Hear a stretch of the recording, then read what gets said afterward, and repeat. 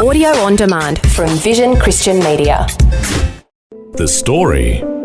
My memory of the day we were told, I was sitting on his bed and the doctor stood there and he told us what it was and he told us there was no cure, and I think Peter and I both at that point realised that his life was limited, and I believe that we both accepted that right at that point. G'day, I'm Jimmy Colefax and welcome to The Story. We begin with some questions for you today. What would you do if your spouse of over 40 years was diagnosed with a terminal illness? What would be the best way to spend your remaining time together? Well, unfortunately, that was the case for Margaret Penford, and today we'll find out her and her husband Peter's story and what we can learn from how they spent their last days together. Margaret Penford is chatting with Eric Scatterbo and counsellor Zoe Broomhead in our Melbourne studios. Zoe, as a counsellor, you certainly have had to talk to people about this topic. Is that right? Absolutely. Both in my professional work and in my personal life, I've sat with people as they work through this process any number of times. And unfortunately, as we're getting older, the number of people that we know who have a spouse who is dying or has a terminal illness is increasing. It's just a part of life. Certainly. Yeah, we're seeing it just because of stages of life. Mm-hmm. And I should say that Peter Penford had a big impact on my life and the life of my family, because when we came to Australia in 2003, Peter was the studio manager here at the studios, and he kind of welcomed us, and, well, I used his lawnmower and all this kind of stuff. He helped us out, went to see the sights here in Melbourne. So, Peter was a big help in helping us get settled here in Australia. And you were there too. Yes. I think you came on some of the picnics as well. We did. I remember hunting for kangaroos. Yeah, at the Sugarloaf Park and all that. And so let's, before we talk about the remaining time that you and Peter had together after he was diagnosed, let's talk about the Peter and Margaret story. How did you meet? And where is Peter from? Well, Peter's from England. He came over here as a teenager, and he decided he was Australian as soon as he arrived. But he still had a touch of an accent. Oh, yes, he did, yeah. And I was born very locally in Dandenong, which isn't that far away. Mm-hmm. But we met at a church youth camp, and there was two girls that Peter had his eye on. But because he was a short person, he chose me over the other girl. Decided she was too tall. So that's how we met. Okay, and then life together. How many children do you have? We have a boy and a girl, and they're now both married, and my daughter has two daughters and our son has two sons. And, we had a fairly average, normal life living in the suburbs. Peter worked for Telstra for 37 years. He was always a very down-to-earth, stable, reliable guy. If I summed him up in one word, I'd say he was reliable. He thought that was very boring.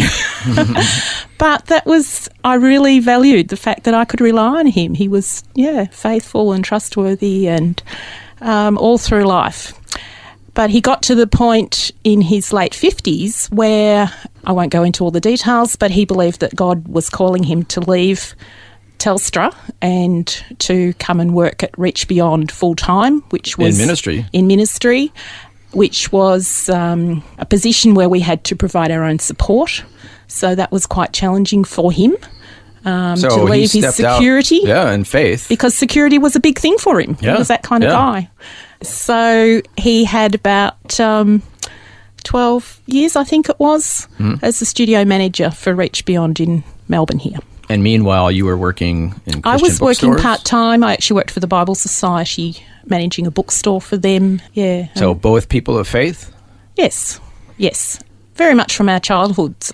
So very dedicated, strong in your faith? No.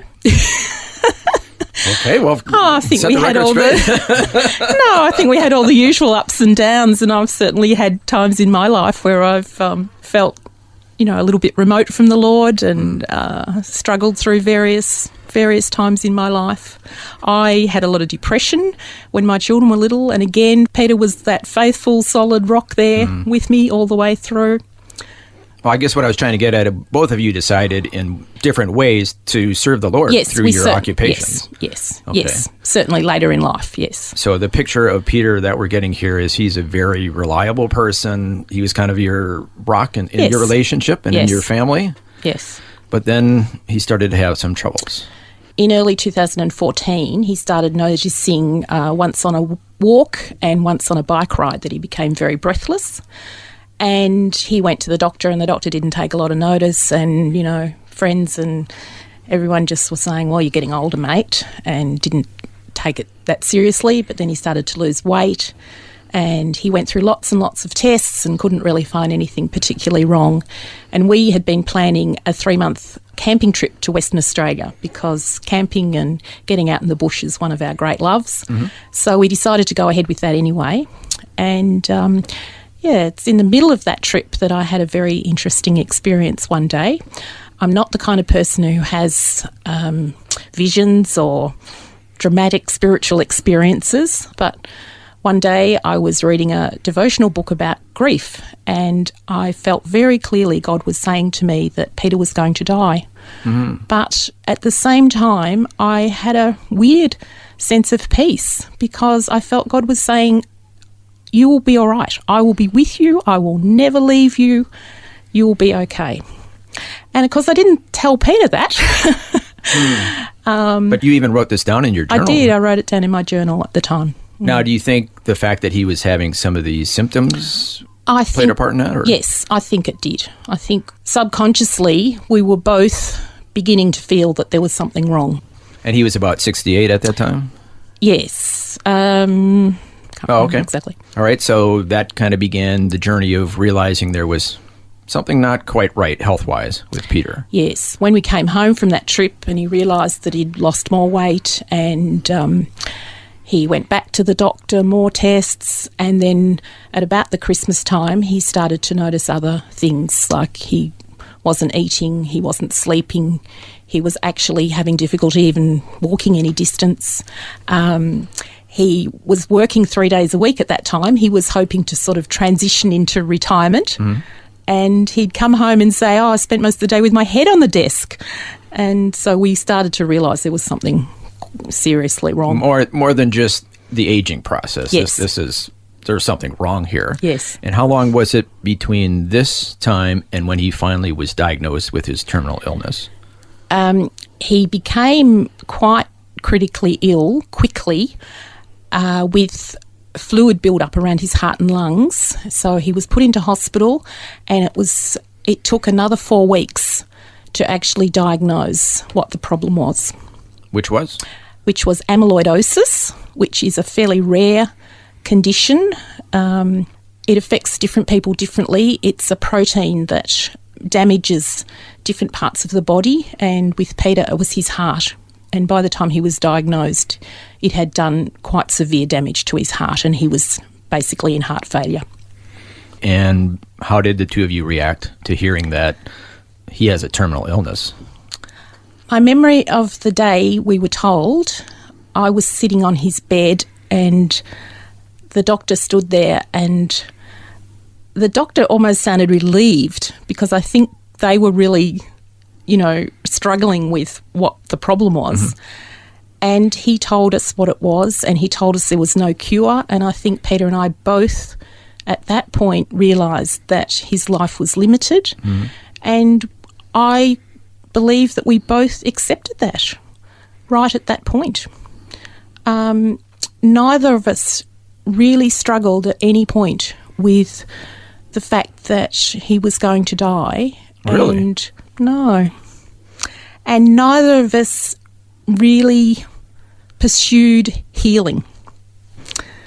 Now that sounds really strange, I know, but we both felt that God had given us an acceptance and an incredible peace, and it was a relief knowing what it was. It was actually more distressing in the period when we didn't know what it was. That was the time when we were praying and feeling like God wasn't answering, and how do we pray? What do we do? But once we knew, there was almost a sense of relief and peace. So that's the irony of the situation, Yes. that finding out that he has a terminal illness was actually a relief in a sense. Yes, Because yeah. at least now you knew what you were Knew dealing what with. we were dealing with. But it was terminal. And at that stage, the doctors were saying, he could have a few months, he could have up to 5 years. They really, and doctors don't know. People always want to know, have I got a month or 2 months? So, yes, we didn't really sort of think, oh, well, he's only got a few months. We really took on the attitude of, well, there is a future. We don't know how long it will be, but there is a future that we can enjoy. And, yeah. Okay, we'll explore that further, just how you did spend the remaining time that you had with Peter. But first, Zoe, what can we learn from her response to that and accepting that he had a terminal illness? Is that a healthy way? I think Margaret is showing us a beautiful way of handling what is a very painful and life-changing process that she and Peter went through. And it's not about, and we touched on this briefly before the interview, it's not suggesting at all that there wasn't deep pain in that process, but the acceptance allowed you and Peter to actually be present for each other, to be present, to be here and now, rather than fighting the process or being in denial. And it's not saying that those other parts of the grief process that so many of us experience aren't valid and real, but because you had been doing your work, because of the process you were in and you were able to accept this is where we were at, your energy was able to go into, let's just be with each other, let's just be in this time for whatever time this is. We used that word before, hunkering in, and that's what I hear from you. And that is a beautiful demonstration.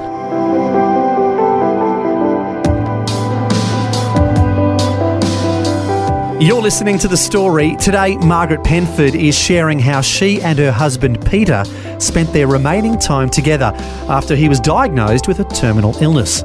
Also joining us to shed some light on this topic is counsellor Zoe Broomhead. We'll hear more of Margaret and Peter's story when we return. The Story. If this program has highlighted something you'd like prayer for, we'd love to pray for you. Call 1-800-PRAY-FOR-ME. That's 1-800-772-936. It's a free call.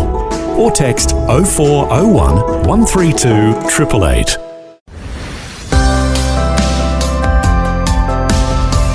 Hi, I'm Jimmy Colefax. This is The Story.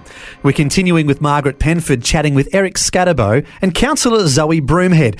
As we've been hearing, Margaret received the devastating news that her husband of over 40 years had a terminal illness. And so the question became, what would be the best way to spend their remaining time together? One of the things that we were very determined was to be totally honest with each other and with other people. I've always felt when I've seen other people who deny what's really happening, I've always felt that that creates a huge brick wall between people, and we didn't want that between us. And so I think that was a big part of it, that we were able to just talk totally openly, and I believe we grieved together. We used to often pray in the mornings, and we'd often cry, we'd often talk about... So you did grieve? Oh. Well, because you said, I accepted it, and somebody listening could just say, well, yeah, I just accepted it, he's going to die. But that wasn't the case. No. And Peter grieved, because Peter grieved the losses, when he couldn't walk, he couldn't drive, there was so many things that he couldn't do. When one time we had problems with our cooler in our house, and he got very frustrated because he couldn't do anything to fix it.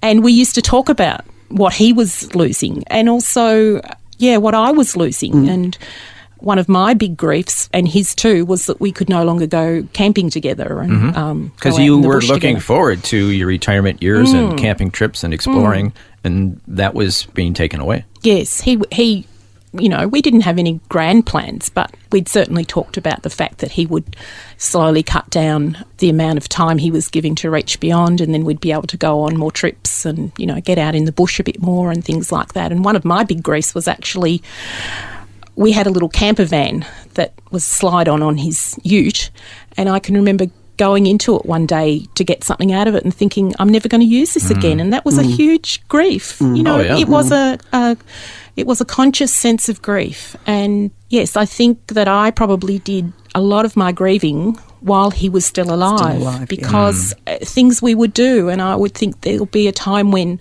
I won't have Peter here to do this. So accepting that he's going to die, that your time with him is finite, it's limited, accepting it is not denying that there's going to be pain. And it sounds like, if I'm understanding correctly, Zoe, help me out with this, part of healthy processing of this is to name your griefs. Like, I am disappointed, I'm sad that we will not have those camping trips and we will not be able to do X, Y, and Z. Yes, absolutely. Grief is about loss and change. And the more you can acknowledge this is the loss, this is the change, this is what's happening, then you can actually sit with that and work through that. And we call that anticipatory grief, all of those griefs that you begin to work with before the person has died. And you were doing that very intentionally. And I think that's what I'm hearing in your story. So much of this process for you and Peter was very intentional. You were sitting together, you were talking about it, there was open communication with intentional processes taking place. So like you said, you were very open with each other that, yes, there is limited time that we're going to have together. What did you do intentionally to make the most of that time? We did lots of things because trips and holidays and camping had always been very important to us. We decided that because we couldn't take holidays anymore, we would go on holidays half a day at a time, and we would go out in the bush for a walk. Half-day holiday. And so he's in a wheelchair at this point? Or to the beach, yes. He was in a wheelchair when he went out. He could walk a little bit. But for example, we went to Frankston and walked along the boardwalk, and there he discovered that boardwalks and railings are not built for people in wheelchairs because the board is at eye level. All he's seeing is the board. And same thing happened when we went to Studley Park to walk over the swing bridge. Same thing. You were having a good time, though. Yeah, I was having a great time. We went and we'd take a picnic lunch and go and sit somewhere and have a picnic lunch. We went on some walks in parks and we had some funny experiences. One time we decided to go on a particular path and there happened to be a tree that had fallen down over the path. And because he could walk a little bit, he had to get out of his wheelchair and climb over the tree. While and he was determined to do it. Lugged the wheelchair over the tree. And then another time we went to another park where we went down a fairly steep hill, and then we realised that the other side was even steeper and I would never get him up the hill. So then we turned around to go back, but I couldn't actually push him up the hill. So he had to get out and walk up the hill, which was quite difficult for him. But we just laughed about it. And another time we were in another park where the path had lots of stones and tree roots, and, here he is jiggling along in his wheelchair. But he was just able to still enjoy, a little bit of, and offset the losses and offset the limitations. So. And of course, everybody's experience is going to be a little bit different. So in Peter's case, he was able to do some things even though he had the terminal illness. Yes. And so you're saying this is what you did. You're not necessarily saying this is the right fit for everybody in your situation. Oh, no, because it depends on, who you are, the kind of person. He also was very determined to get to church.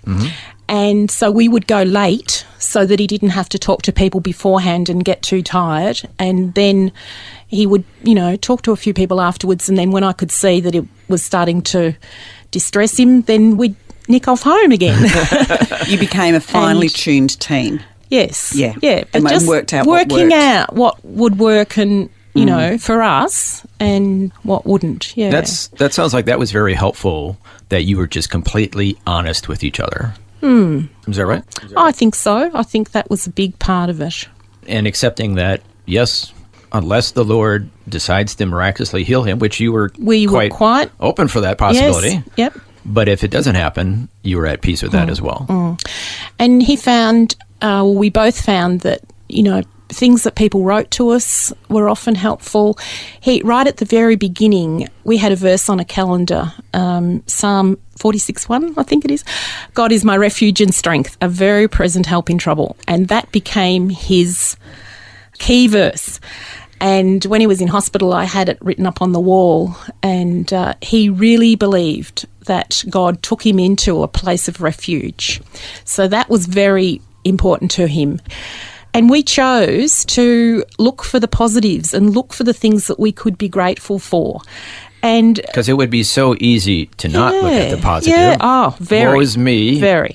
Little things, like we had built our house about 6 years previously, and we sort of half-jokingly at the time said we're building this for our old age. So it has no steps, it has no shower recess, it just has a wet room. So you built it not knowing what was going to happen, for but it was someone perfect. in a wheelchair. So all sorts of things like that. Yes. Yeah, we could just see how God, even the fact that amyloidosis is a very rare disease, and there's only 3 specialists in Australia, but one was half an hour away from our home in Box Hill. Wow. So many things like that we could just see God's goodness, we could see his love for us, we could even see God's power. And one of the things that I felt a lot of Christians around me were saying, God should heal him. And it was almost as if God didn't heal him, he wasn't powerful. But we were seeing his power just in our everyday experiences and our everyday life. You were seeking it out. I guess so. Yeah, I guess so. Yeah, Zoe, I wanted to ask you about the attitude of gratitude that Margaret and Peter had. Yeah. How helpful is that in a situation like this? I think it's absolutely incredibly powerful. I heard a phrase recently, think about what you think about. And if we're only seeking out what is negative and what is bad, then that's what our mind is going to focus on. But if we have that attitude of gratitude and intentionally look for those things that we can be grateful for, and I can cite clients going through chemo, one client who, and I have consent to tell this because I have an album of theirs, who would take a photograph every single day and put it in an album and say, and this is the thing I'm grateful for today. And what a beautiful focus to have, to give an intentional focus of gratitude through what is a very difficult and painful time. And that's what I'm not saying you were taking photographs, but I'm saying you found your own way of being very intentional to be thankful for the things that you could be appreciative Actually, of. Zoe, I didn't take many photographs, but I made a list on my computer of things I could thank the Lord for, and I got up to about 500. Wow. Oh, isn't that fabulous? Wow, that's fantastic. Just little things like, like Peter, like my children, like flowers, like the sunshine, And it is finding those things. And clients will tell me, I went back to my photo album or my list or my whatever and just went through it, and it's just a reminder for me of the things that are keeping me going and holding me in there. Well, unfortunately, our conversation has gone by very quickly, so kind of in conclusion, wrapping this up, Margaret, well, we know that about a year ago, Peter did die of the terminal illness. Any concluding thoughts of what you've learned through all this? Oh, I've learnt so much and I've gained so much. I miss him dreadfully, but since Peter died, I've been amazed at how at peace I've been, how I'm so aware of God being with me. Zoe, any concluding comments? I think we've just been hearing this lovely, painful but lovely story of how Margaret and Peter hunkered in. They pulled together and drew close to God. And whether it's a terminal illness or some other form of life crisis, that is how people get through well. And I think this is just a lovely demonstration of how we can face very painful situations and come through and still be growing in our spirituality, in our faith, in ourself, and come through in a healthy way, but not diminishing the pain of the experience. Margaret Penford, thank you so much for sharing your story with us today. Thank you, Eric. Zoe, thanks for sharing your insights. Thank you for having me. Well, losing a loved one is definitely not an easy thing to go through. But it was extremely encouraging to hear how Margaret and Peter Penford made the most of their last days together and how their faith in God helped them get through even the most terrifying and trying times. It's comforting to know that if we ever find ourselves in Margaret's situation, God is there for us and will give us strength and the peace that passes all understanding. Well, thanks for joining us. I'm Jimmy Colefax, encouraging you to share your story with someone today. Next time on The Story. We made a commitment early on to say, whatever the future holds, we will live it well. Every day we will seek to live well. We'll make a commitment, even the dark days, to live it well. And there was lots of hope that, in fact, the treatment would be appropriate and in extending Jenny's life, but no treatment was long-term successful. Once again, we'll be looking at the question, what do you do when your spouse has a terminal illness? This time, Pastor Bill Brown will share how he and his wife Jenny spent their remaining time together and what God taught him through that experience. That and more next time. The Story. Just another way Vision is connecting faith to life.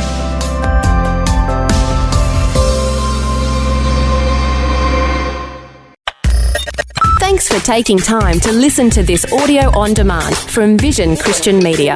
To find out more about us, go to vision.org.au.